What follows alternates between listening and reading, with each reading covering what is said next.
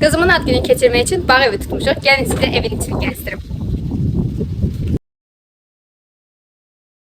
Buranın adı Angel Afem olaraq keçir. Adel suyu çox sevir deyə bura gəlmək istəməyimizin əsas səbəblərindən biri elə bu havuz idi.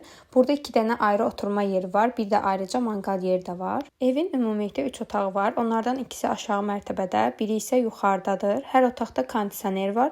Ev çox təmiz və səliqəli idi. İndi isə gəlin yuxarıda olan otağı da sizə göstərim. Sonra gedim yemək yemək üçün, çünki məni gözləyirlər. Biz buranı bir günlük kiralamışıq. Əsas məqsədimiz ailəvi vaxt keçirib yaxşıca dincəlməkdir. Görüntü o qədər gözəl və estetikdir ki, buranı da ayrıca çəkmək istədim. Axşam yeməyimiz üçün sushi sifariş etdik. Adelə isə öz yeməklərindən yedizdirdim. Sonra gəldik havuzun dadını çıxarmağa.